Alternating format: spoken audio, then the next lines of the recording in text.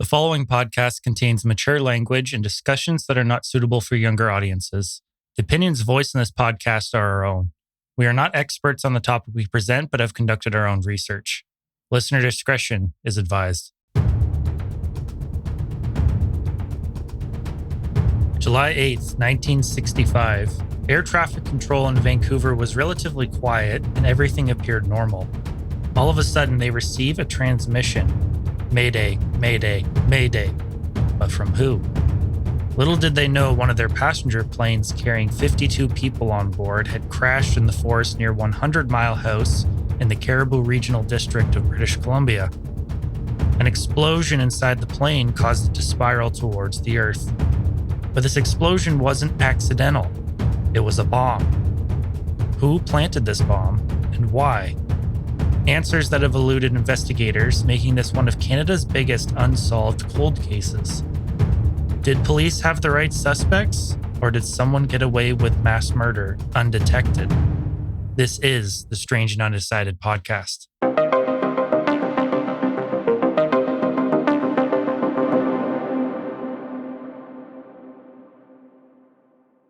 Hello, and welcome back to the Strange and Undecided podcast. I'm your host, Jarrett. And we've got a very interesting case that we haven't covered before tonight. So this is a case of a mass murder happening in British Columbia, and it is completely unsolved to this day. Maybe it's because it's a really old case coming from 1965, but I really had a hard time finding coverage of this case. So with that being said, let's begin.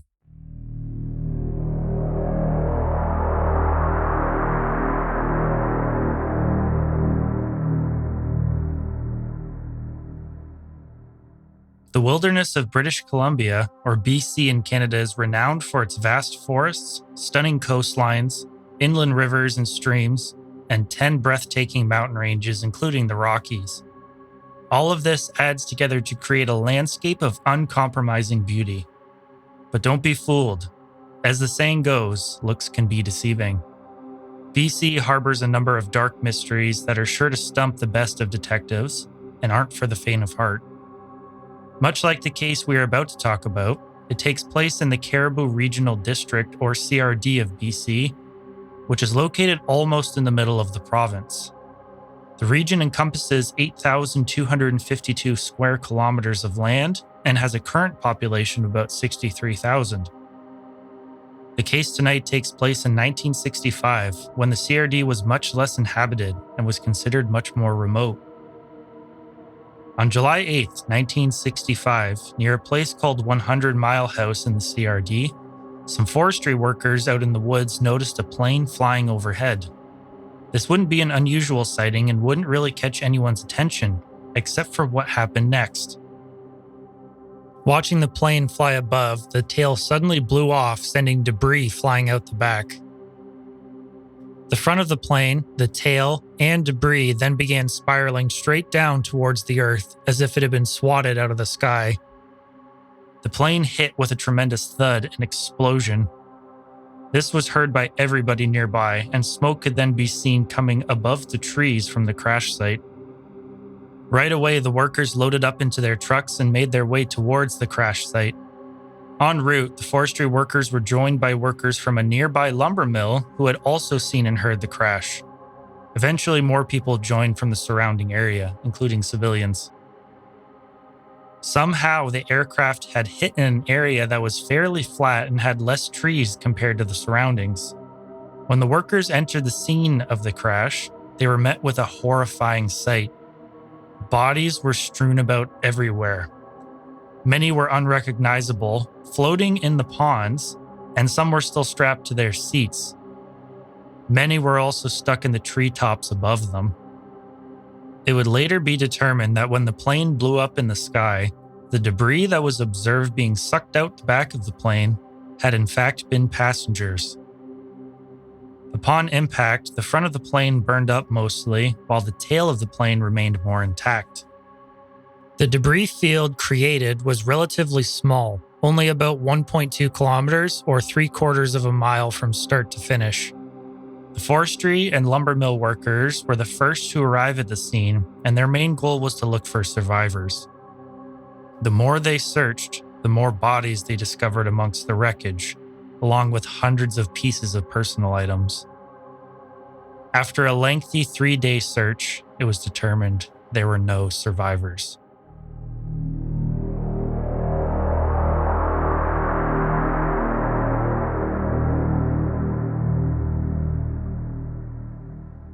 The Royal Canadian Mounted Police, or RCMP, finally arrived at the scene of the crash hours after the impact, where the workers and civilians who had joined in were already looking for people. In the coming days after the crash, an investigation was launched in conjunction with the Canadian Transportation Safety Board. What they discovered from the wreckage and the reason why the plane crashed is one of Canada's biggest unsolved mysteries to this day. Investigators tirelessly examined the scene and were able to determine that the plane was Canadian Pacific Airlines Flight 21, or Flight 21 as I'll be referring to it the rest of the podcast here. It was a passenger plane carrying 52 souls on board, 6 crew members, and 46 passengers. The scheduled flight for this plane was to depart from Vancouver International Airport at 14:42 and make its way north with periodic stops at Prince George, Fort St. John, Fort Nelson, and Watson Lake before reaching its final destination of Whitehorse in the Yukon. Partway through the flight at 15:29, Flight 21 checked in with the Air Traffic Control Center, or ATC, in Vancouver and reported that they had just passed Ashcroft at an altitude of 16,000 feet. They estimated that they would be reaching William Lake at 15:48. At 15:38, ATC tried to contact Flight 21 for a routine check-in, but did not receive a reply. 2 minutes later, at 15:40, ATC received a staticky Mayday, Mayday, Mayday call from the pilot of Flight 21. Based on the timeline of events, it was at this time that witnesses on the ground had seen the plane break apart in the sky and plummet towards the Earth. ATC were not aware that the plane had crashed until 16:50, and by that time, civilians and some RCMP officers were already recovering the bodies. The next step of the investigation was to determine what had happened. A team of investigators looked at all possibilities such as mechanical malfunction, poor weather, turbulence, or any accidental means. They were successfully able to rule all of these things out. Based on what witnesses had seen, an explosion of sorts in the sky, they began to wonder if the crash of Flight 21 was intentional. The aircraft was reconstructed and examined thoroughly by the team. A plethora of tests were administered by forensic experts to determine the cause of the crash. They were able to determine that a bomb had gone off on board. This was no longer an accident. This was mass murder.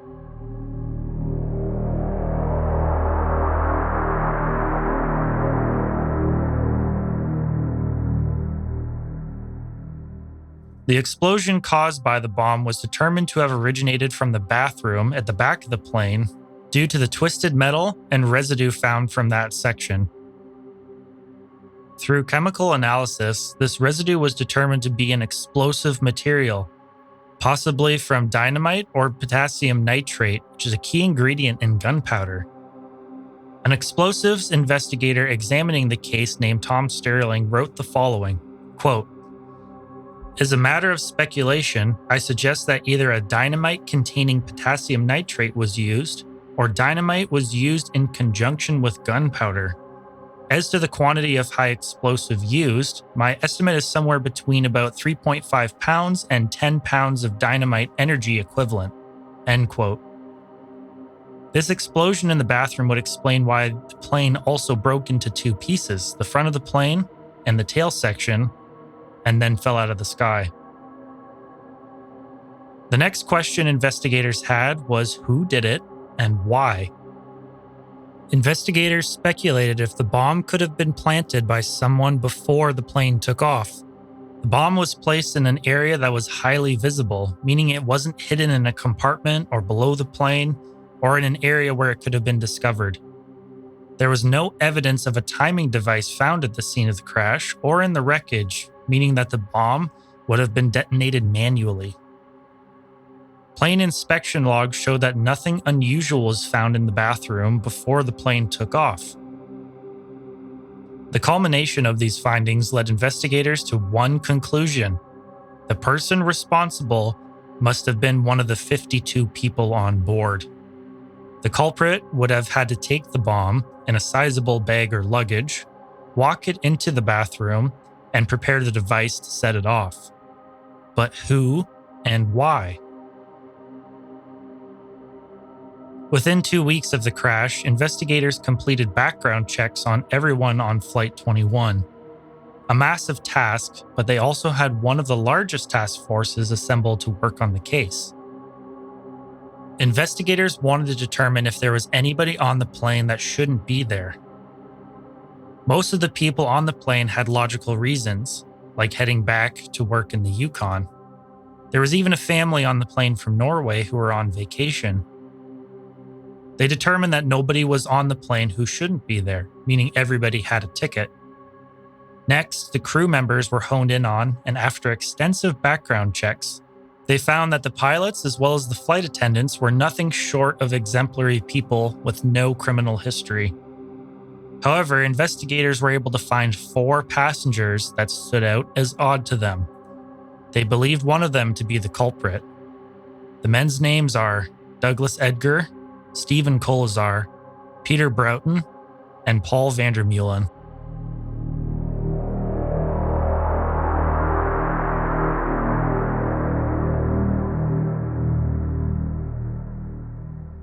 Douglas Edgar in 1965 was 40 years old and lived with his wife and daughter in Surrey, BC.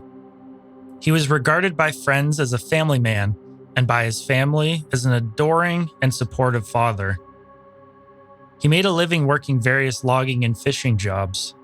However, he also was known to gamble in order to support his family. Leading up to the events of Flight 21, Douglas Edgar had told his family that he would be heading north and flying to Prince George for a job he had lined up at a paper mill. What caught investigators' eyes first was that when they went to the mill in question, the employer had never heard of the name Douglas Edgar, and they found no evidence of an employer who had hired him to come work at any mill in Prince George. Added to this was another interesting point that Douglas Edgar packed extremely lightly when he left his family and boarded the plane. Police were confused by this, as someone who would be traveling that far for work should be packing much more than a few items of clothing. These things weren't a smoking gun by a long shot, however, it was the next discovery that really pulled the attention of investigators. Douglas Edgar had bought life insurance shortly before boarding the plane, equaling $125,000, which in today's money is almost $1.2 million. This money, in the event of his demise, would be given to his family. Buying insurance at an airport was actually a common thing back in 1965. They even had an apparatus similar to a vending machine to dispense it. Insurance companies preyed on the fear of flying and offered large policies as impulsive incentives. Around that time, there were other cases in the world in which people had purposely bought life insurance in high amounts and committed mass murder-suicides. I'm sure many of you listening, if you're into true crime, know that people abuse life insurance policies in situations where a husband or wife will take out a large life insurance policy on their, quote, loved one, end quote, and then kill them to receive the money.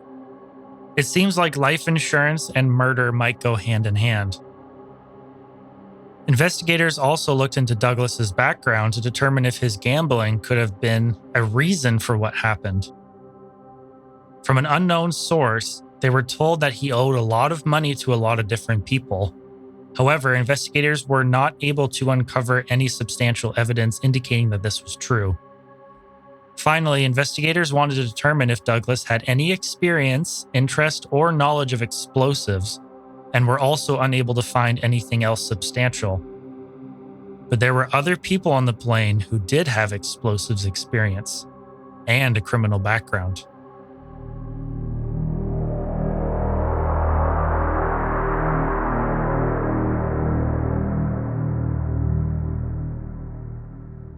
53-year-old Stephen Kolazar was one such person.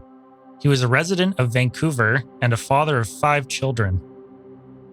Not that it's terribly important to the case, but he immigrated to Canada at some point in time, but I was unable to find specifically when. He was also found to get into a lot of trouble with the law. He was described by people who knew him as someone with a very hot temper and would get violent. As a result, he also had an extensive criminal record. Some people keep their anger to themselves, but as it was in Stephen's case, he didn't. A piece of information that investigators found that was disturbing was that he was dishonorably discharged from the Canadian military for, quote, sex offenses, end quote. His other charges included assault, as he would get into brawls and bar fights quite often. In 1965, I feel like fighting was much more accepted. If you had a disagreement or a dispute, you would take it outside and fight it out. Nowadays, if that happens, there are a litany of charges that ensue for any kind of physical contact with ill intent. His brawling got to the point where Stephen was charged with murder. There was a fight he was in which ended with him killing somebody with his bare hands. However, it was later downgraded to only manslaughter, and eventually he was acquitted. After this, he still continued to get into fights and get charged with assault.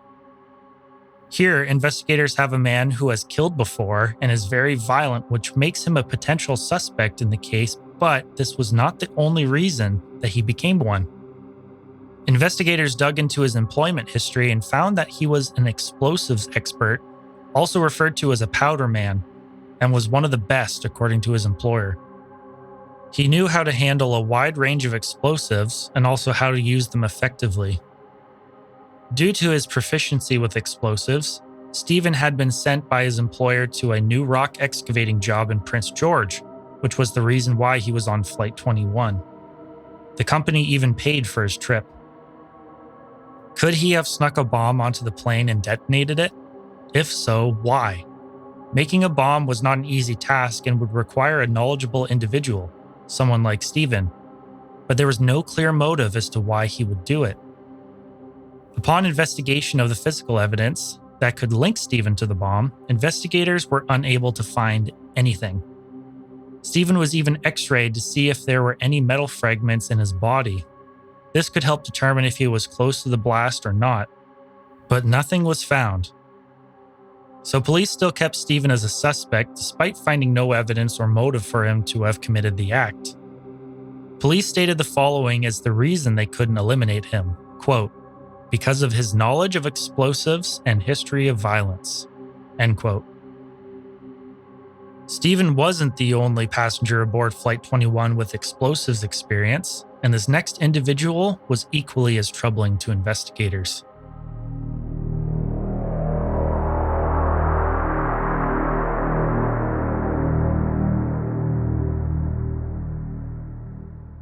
"29-year-old Peter Broughton lived with his mother, who he had a good relationship with, in Port Coquitlam, BC.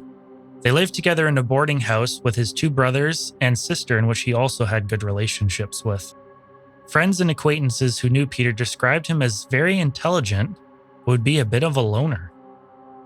His mother would say that he was not interested in people who talked too much and would prefer to spend time by himself.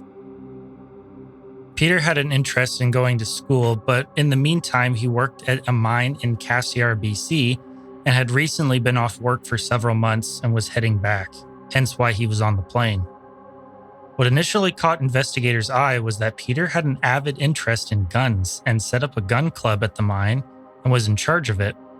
He would even reload rounds for guns using black powder he acquired from the site, as he was also interested in gunpowder. This detail made investigators think that since Peter had access to black powder and used it so often, he could have been the one to have made the bomb on Flight 21. Another detail that was interesting to know was that Peter had recently been denied enrollment into an avionics program at a local university. His sister mentioned this detail to police interviewers and also stated that he had quite an interest in the subject. More recently, he had been interested in the construction of aircraft and wanted to learn about how they were put together and understand how they flew. An inspection of the Broughton family residence, and specifically Peter's room, was conducted where they discovered some very alarming items.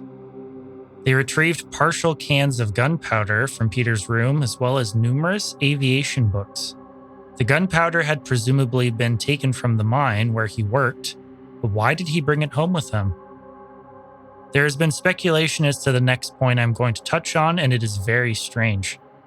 His mother told police that in the days leading up to the crash, Peter told her to stay out of his room because there was something dangerous in there. His mother has since retracted that statement. It would later be found out that the black gunpowder that Peter had in his room was not the same as the gunpowder used in the bomb on the plane. This next part is very controversial and is reflective of the time and how people thought. Again, these are not my opinions, but the opinions of investigators in 1965.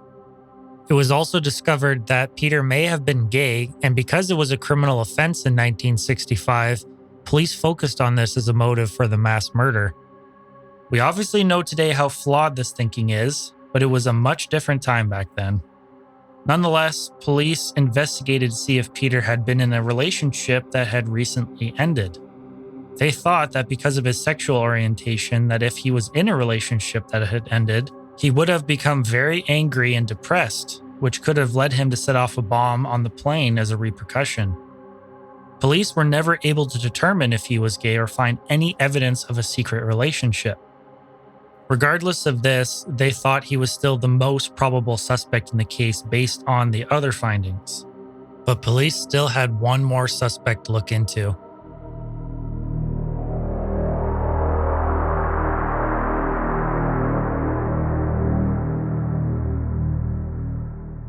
The final suspect was 35-year-old Paul Vandermeulen, an American from Bellingham, Washington, who had moved to Richmond, BC. He was married and had a total of 4 daughters, 2 from his first marriage and 2 from his current marriage.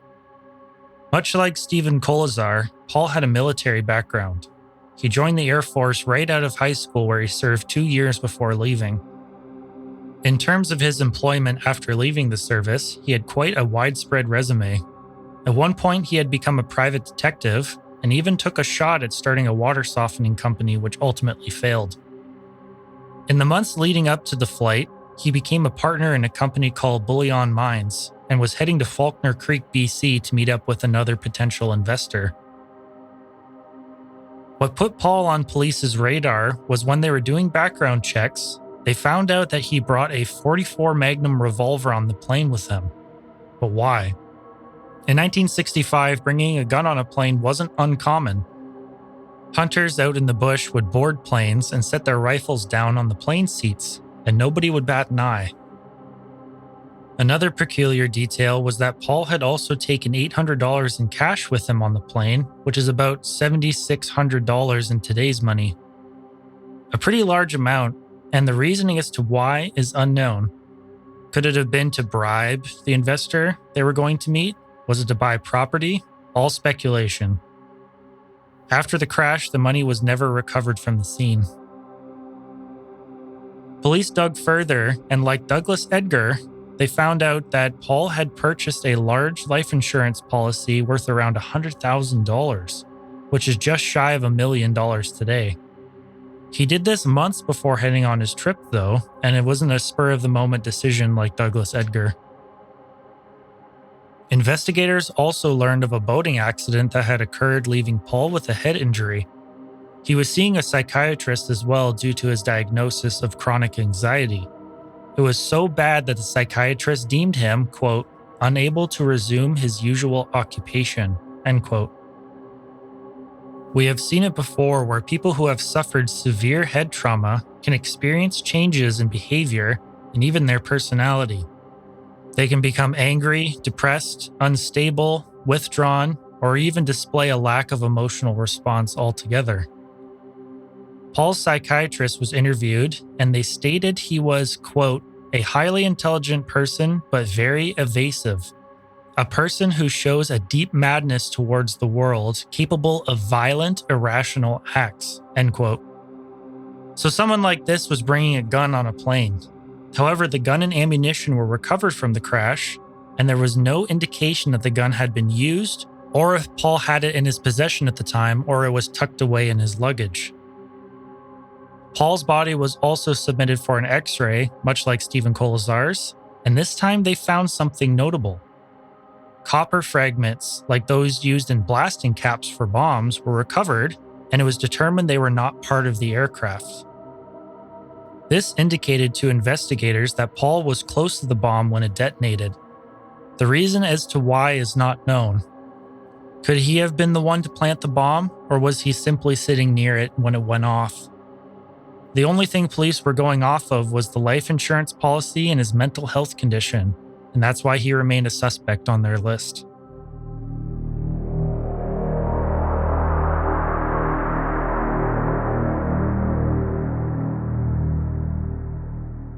To summarize the suspects identified by investigators, we have the following. Douglas Edgar, a gambler with an unknown reason for boarding the plane and purchasing $125,000 in life insurance. Stephen Kolazar, an explosives expert with a violent nature and a criminal record, heading to Prince George for work reasons. Peter Broughton, an introvert with an avid interest in firearms and gunpowder, also traveling back to work at a mine. Paul Vandermeulen, a man who brought a .44 revolver on the plane and had a deep madness towards the world, traveling to meet with an investor.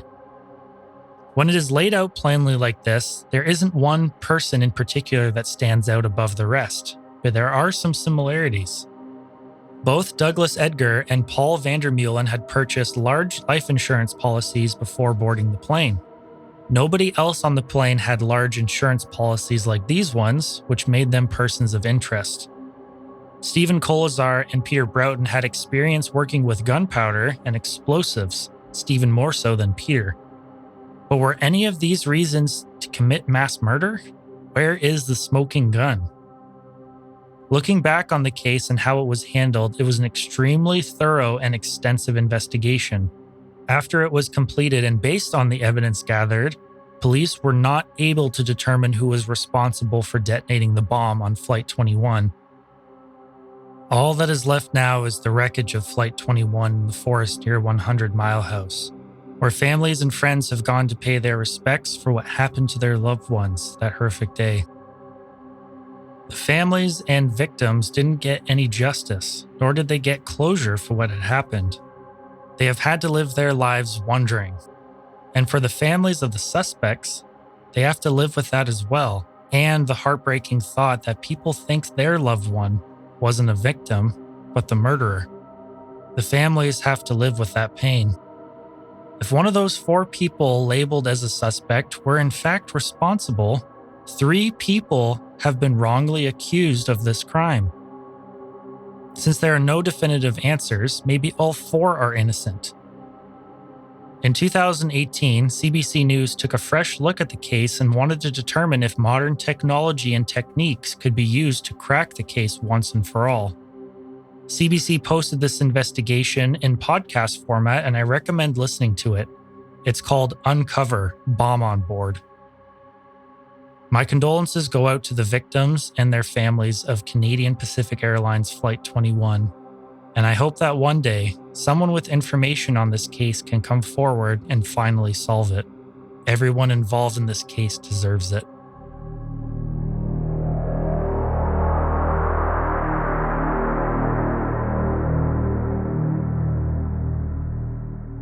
So that's going to end the show for the night. For the next 2 weeks, there won't be a podcast, and it will be returning August 12th. So wherever you're listening from, whether it's YouTube or your favorite podcasting app, like, subscribe, and comment to let us know what your thoughts are about the episode. If you have any suggestions for future topics or want your story featured, please email us at strangeandundecided@gmail.com. As always, thanks for listening, and good night.